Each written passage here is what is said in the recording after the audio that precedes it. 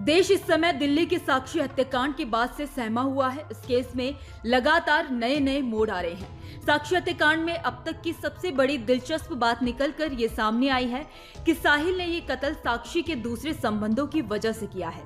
साक्षी ने अपने ex boyfriend Praveen से बात करना शुरू कर दिया था और साहिल को ये बात पसंद नहीं थी। इसी बीच बताया जा रहा है कि दिल्ली के शाहबाद डेरी इलाके में 16 साल की साक्षी की हत्या से एक दिन पहले साहिल ने उसे कई बार फोन किया था। उसने मोबाइल और व्हाट्सएप दोनों पर कॉल किया था। वहीं साक्षी की पोस्टमार्टम रिपोर्ट सामने आई है, जिसमें कई चौंकाने वाली बातें निकलकर सामने आई है। बताया जा रहा है कि साक्षी की पोस्टमार्टम रिपोर्ट में दिल को झकझोर देने वाली बातों का खुलासा हुआ है। यह भी बताया जा रहा है कि चाकू के वार से साक्षी के कई अंग बुरी तरह से चोटिल हुए थे। खोपड़ी कई जगह से टूट गई थी। शनिवार की शाम करीब 3:30 बजे एक कॉल की थी, जिस पर 40 मिनट तक बात होती रही। जांचकर्ता सूत्रों के अनुसार साहिल बेताब था और साक्षी के साथ फिर से रिलेशनशिप शुरू करना चाहता था। साहिल ने पूछताछ में बताया है कि इस बातचीत के दौरान दोनों की काफी लड़ाई हुई और उसने साक्षी को धमकी भी दी थी।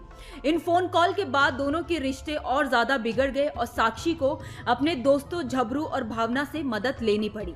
जिसके बाद शनिवार को करीब 9 बजे रात में झबरू ने साहिल को शाहबाद डेरी बुलाया था और चेतावनी दी थी कि वह साक्षी से दूर रहे, वरना गंभीर इसका अंजाम होगा।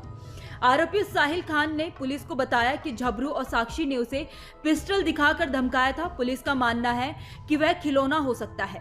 साहिल ने यह भी कहा है कि उसे गाली भी दी गई थी। उस समय साक्षी और उसके 2 दोस्तों के अलावा कई लोग वहां पर खड़े थे। साहिल को काफी गुस्सा आया और अपमानित महसूस करने लगा। उसके भीतर बदले की भावना पैदा हो गई और 24 घंटे बाद ही उसने साक्षी की हत्या कर दी। जरा सोचिए, साहिल ने उस बच्ची की जिंदा खोपड़ी को फोड़ दिया था। बाएं फेफड़े में चाकू लगा था, आंतें बाहर आ गई थी। पोस्टमार्टम रिपोर्ट में पता चला है कि 16 घाव शरीर में काफी गहरे हुए थे।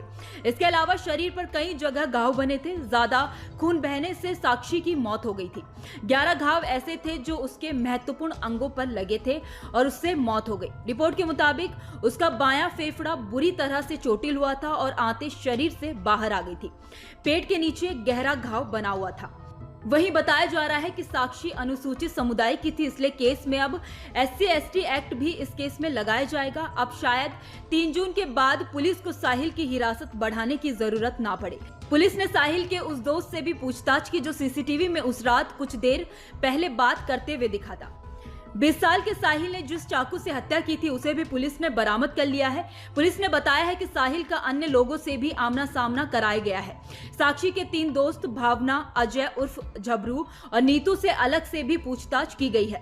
उनके बयानों का मिलान किया गया है और साहिल ने पिछले रविवार की शाम साक्षी पर चाकू से 20 से ज्यादा वार किए थे, फिर पत्थर से कुचलकर हत्या कर दी। साक्षी के शरीर पर जख्म के 34 निशान थे और खोपड़ी फट गई थी। CCTV में दिखाई दे रहे 8 लोगों की पहचान, उनके बयान दर्ज किए जा चुके हैं। पुलिस रिठाला और आनंद विहार के रास्ते बुलंदशहर के CCTV फुटेज भी स्कैन करने की तैयारी में है। 28 मई को साहिल खान ने 20 से ज्यादा बार साक्षी को चाकू मारा था और बाद में सीमेंट के स्लैब से उसे कई बार कुचला था। उसके शरीर पर 34 घाव के निशान मिले हैं और उसकी खोपड़ी बुरी तरह से टूट गई थी। वहीं साहिल ड्रग्स लेता था और शराब पीने के अलावा चरस और गांजा भी लेता था। उस रात उसके सिर पर खून सवार था।